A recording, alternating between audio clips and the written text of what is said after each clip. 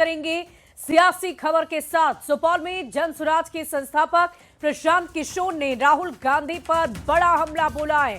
दरअसल प्रशांत किशोर ने कहा कि बिहार में वोट चोरी कोई मुद्दा ना कभी था ना कभी है। बिहार के लोगों को वोट चोरी से आखिर क्या लेना देना है। पीके ने कहा कि राहुल गांधी विपक्ष के नेता के तौर पर बीजेपी से लड़ रहे हैं और अगर वोट चोरी का मुद्दा है तो चुनाव आयोग को घेरिए, सुप्रीम कोर्ट जाइए। इसके लिए बिहार चुनाव को क्यों हाईजैक कर रहे हैं? बिहार की जनता ये जानना चाहती है कि उन्हें बेहतर शिक्षा और रोजगार कब मिलेगा। इसका वोट चोरी से आखिर क्या लेना देना है? अरे भैया, ऐसा है, ये वोट चोरी का मामला बिहार में आप लोग भी जान रहे हैं कि कभी ना मामला था ना है। और राहुल गांधी विपक्ष के नेता के तौर पर भाजपा से लड़ रहे हैं, वहाँ पर जो कर रहे हैं वो करें। इलेक्शन कमीशन समझे, राहुल गांधी समझे, नरेंद्र मोदी जी समझे। हम लोग को, बिहार के लोगों को उससे कोई मतलब नहीं है। बिहार में विधानसभा का चुनाव है। बिहार के लोग ये जानना चाह रहे हैं कि यहाँ पर शिक्षा कब होगी, रोजगार कब होगा, बिहार की दुर्दशा कब सुधरेगी। वोट चोरी से क्या लेना देना है? बिहार में कोई आपको मिला अभी रास्ते में कि मेरा वोट कट गया है? जब किसी का वोट कटा ही नहीं है तो क्या आप वोट चोरी बात किए जा रहे हो? भाई, वोट चोरी का मामला है अपना दिल्ली में, अगर मामला है इलेक्शन कमीशन को घेरिए, सुप्रीम कोर्ट में जाइए, देश भर में एजिटेशन कीजिए। बिहार को लोगों को, बिहार के इलेक्शन को क्यों हाईजैक कर रहे हो उसमें? इधर वीआईपी प्रमुख मुकेश सहनी की अपील। मधुबन विधानसभा नहीं जाने पर बोले मुकेश सहनी, तकनीकी कारणों की वजह से प्रचार प्रसार के लिए नहीं जा पाया। आरजेडी उम्मीदवार को जिताने की अपील उन्होंने की है। आरजेडी उम्मीदवार संध्या को जिताने की अपील उन्होंने की। आपको बता दें कि वीआईपी या फिर मुकेश सहनी और आरजेडी के बीच नाराजगी की खबर सामने आई थी और इसी बीच इसी पर सफाई देते हुए मुकेश सहनी ने कहा कि मैं जनसभा में जाना चाह रहा था लेकिन कुछ तकनीकी खराबियां आ गई, परेशानियां आ गई, जिन कारणों की वजह से मैं प्रचार प्रसार के लिए नहीं जा पाया। और इसी दरमियान उन्होंने आरजेडी प्रत्याशी के पक्ष में लोगों से वोटों की अपील की है और कहा है कि इन्हें जरूर जिताइए। मुकेश सहनी, मधुबन विधानसभा के सभी जनता मालिक से अपील करने के लिए आया हूं कि महागठबंधन समर्थित राष्ट्रीय जनता दल के उम्मीदवार बहन संध्या रानी जी आप सभी के उम्मीदवार हैं। उनका चुनाव चिन्ह लालटेन है, 3 नंबर क्रमांक पे है। आप सभी से अपील करते हैं कि बहन संध्या रानी जी को अपना भारी मत देकर विजय बनाइए। कल ही हमें मधुबन में कार्यक्रम था लेकिन टेक्निकल प्रॉब्लम के कारण, क्योंकि एयरपोर्ट से लेट से उड़ने के कारण, आप लोगों के बीच में नहीं आने के कारण हमें काफी अफसोस है। वहीं मुकेश सहनी की वीआईपी पार्टी ने आरजेडी के साथ किसी भी तरह के मतभेद से इनकार कर दिया है।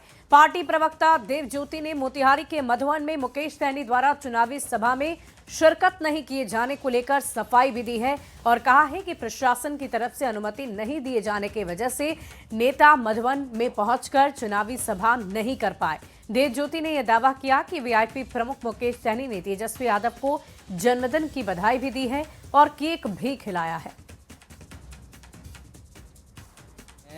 ये जो है ना, ये पिछले 2 महीना से नैरेटिंग प्लांट करवाता है भारतीय जनता पार्टी। बीजेपी जो है, बीजेपी तो देख रहे हैं एक पंचायत में भटक रहा है। क्या करो, एक पिछड़ा और अति पिछड़ा के बीच में एगो दीवार डालो।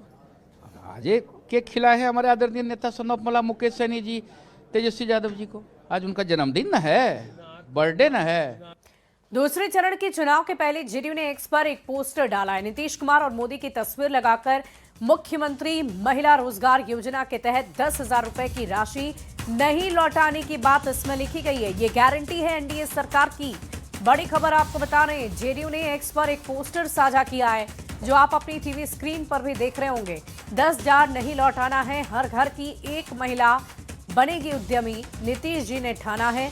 इस पोस्टर को जेडीयू के सोशल मीडिया प्लेटफॉर्म से साझा किया गया है।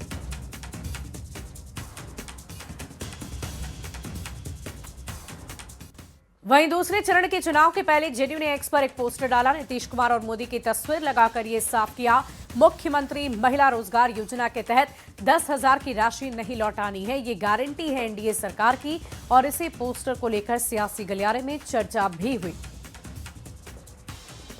सामने एनडीए के सामने एक महागठबंधन लड़ रहा है, वो अंदर अंदर भी लड़ रहे हैं, हमसे कम लड़ रहे हैं एक दूसरे के खिलाफ ज्यादा लड़ रहे हैं। मगर मित्रों, एनडीए जो है 5 पांडव की तरह एक मुस्त होकर, एकजुट होकर चुनाव में लगा है, एक मुस्त होकर। तो आपने सुना अमित शाह ने अपनी जनसभाओं के दौरान कैसे विपक्ष पर हमला किया है, और इसी बीच अमित शाह ने महागठबंधन पर हमला करते हुए ये कह दिया कि ये लोग नक्सलवाद कॉरिडोर बनाना चाहते थे, लेकिन पीएम मोदी ने बिहार को नक्सलवाद से मुक्त कर खुशहाली और शांति की स्थापना की है। कई जिले, गोपाल बाबू भी बैठे हैं, औरंगाबाद हो, सासाराम हो, एक बहुत बड़ा क्षेत्र गया जी हो, नक्सलवाद की चपेट में 40-40 साल से ये लोग नेपाल काठमांडू से तिरुपति तक रेड कॉरिडोर बनाने का सपना देखते थे। नरेंद्र मोदी सरकार ने बिहार को नक्सलवाद से मुक्त कर दिया है, नक्सलवाद से मुक्त। बंदूक की नोक पर नक्सलवादी बिहार के विकास को रोककर खड़े थे, आज उनका सफाया हो गया। अगली खबर आपको औरंगाबाद से बताएंगे, जहां रक्षा मंत्री राजनाथ सिंह चुनावी जनसभा करने औरंगाबाद की गोह पहुंचे। राजनाथ सिंह बीजेपी प्रत्याशी डॉक्टर रणविजय कुमार के समर्थन में जनसभा को संबोधित करते नजर आए। राजनाथ सिंह ने कहा कि एनडीए की सरकार हर क्षेत्र में विकास करेगी। उन्होंने पर्यटन के क्षेत्र में बिहार को विकसित कर राज्य को समृद्ध बनाने की बात कही। बचा लीजिए बिहार को मेरे बहनों भाइयों, इनके हाथों में नहीं आना चाहिए। बराबर जाति धर्म की यह सब राजनीति करके इन लोगों ने बराबर देश को बहुत बड़ी क्षति पहुंचाई है। हम लोगों का जहां तक सवाल है, हम लोग चाहते हैं हर वर्ग का सशक्तिकरण हो, पर्यटन का भी विकास करेंगे। दुनिया के देशों से लोग बिहार में भ्रमण करने के लिए आएंगे, घूमने के लिए आएंगे, यहां के तीर्थ स्थानों का दर्शन करने के लिए आएंगे। सीता मैया का भव्य मंदिर कैसा बन रहा है, स्वयं भी जाकर आप लोग देख सकते हैं। और देखिए, नेता प्रतिपक्ष तेजस्वी यादव अपना 37वां जन्मदिन मना रहे हैं, और इस मौके पर महुआ से आरजेडी विधायक मुकेश रोशन ने अपनी पार्टी के समर्थकों के साथ मिलकर तेजस्वी का जन्मदिन मनाया। केक को मुकेश रोशन ने काटा, जिस पर तेजस्वी नेक्स्ट सीएम लिखा हुआ था।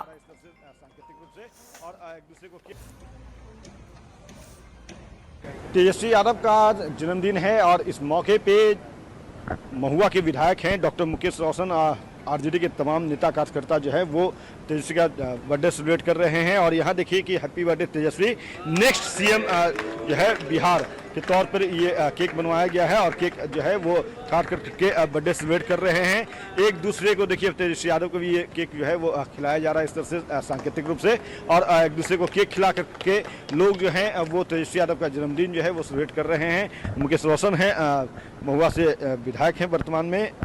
मुकेश जी, यादव का जन्मदिन आप लोग सेलिब्रेट कर रहे हैं, आपने लिख दिया कि नेक्स्ट सीएम। बिल्कुल, बिहार के भविष्य और 2025 में जो अभी जो हम लोग का चुनाव चल रहा है, 14 तारीख को जो रिजल्ट आएगा, तेजस्वी प्रसाद यादव जी बिहार के मुख्यमंत्री होने जा रहे हैं। इस पूरे देश के जितने पॉलिटिशियन हैं उसमें यूथ आइकॉन के रूप में अपने आप को स्थापित कर दिया है।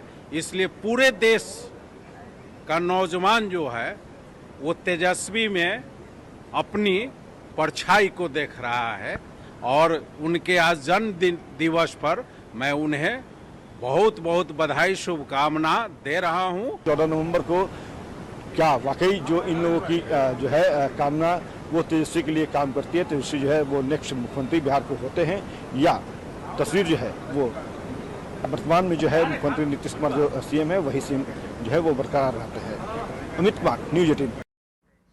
और आज दूसरे चरण के प्रचार प्रसार का आखिरी दिन है। मीसा भारती ने एक तरफ अपने छोटे भाई तेजस्वी को जन्मदिन की बधाई दी, तो दूसरी तरफ एनडीए सरकार पर जमकर हमला बोला।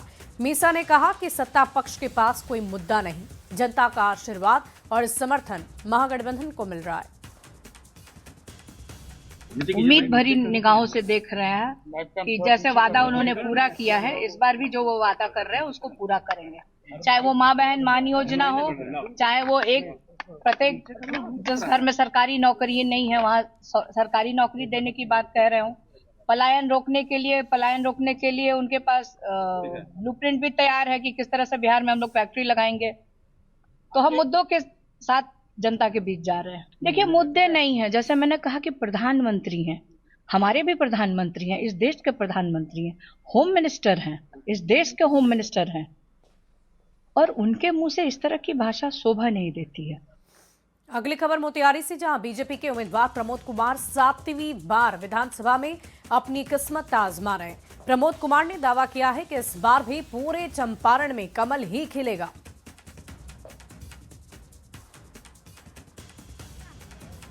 हमारे साथ प्रमोद कुमार हैं, बिहार सरकार के मंत्री रह चुके हैं और 7वीं बार बिहार विधानसभा का चुनाव लड़ रहे हैं। चंपारण को भाजपा का गढ़ माना जाता है, लेकिन इस बार काफी मजबूती से देखने को मिल रहा है कि महागठबंधन, आरजेडी और तमाम घटक दल भी चुनाव लड़ रहे हैं। देखिए, चंपारण एनडीए का गढ़ है और चंपारण से 21 सीट 12 सीट लड़े हैं और पूरे चंपारण में 21 सीट है। तो 21 सीट में से 21 सीट चंपारण का एनडीए गठबंधन के पक्ष में जाएगा। क्षेत्र की मैंने बहुत सारी जरूरत पूरी की। जब मैं 2005 में विधायक बना तो मोतिहारी के सड़कों पर धान की रोपनी होती थी और यहाँ से पटना का, यहाँ से लखौरा जाना कठिन था, मधुबनी घाट जाना कठिन था और ढाका जाना कठिन था और लोग लखौरा जैसा जगह पर 2 घंटा में पहुंचते थे। लेकिन ये एनडीए सरकार का देन है, नीतीश कुमार और नरेंद्र मोदी जी का देन है कि लगातार इन गड्ढों को भरा गया। हमारे साथ प्रमोद कुमार हैं, जिनका साफ तौर पर दावा है कि इस बार भी चंपारण से कमल खिलेगा। कैमरा पर्सन अजय दुबे के साथ शैलेंद्र, न्यूज़ 18 मोतिहारी। रोहतास की चिनारी विधानसभा में चुनाव प्रचार की तैयारी में एनडीए प्रत्याशी मुरारी प्रसाद गौतम जुटे हुए। एनडीए प्रत्याशी इलाके में जाकर लोगों से वोटों की अपील कर रहे हैं। लोगों से एनडीए सरकार बनाने की अपील की जा रही है। उम्मीदवार से बातचीत की है संवाददाता ने।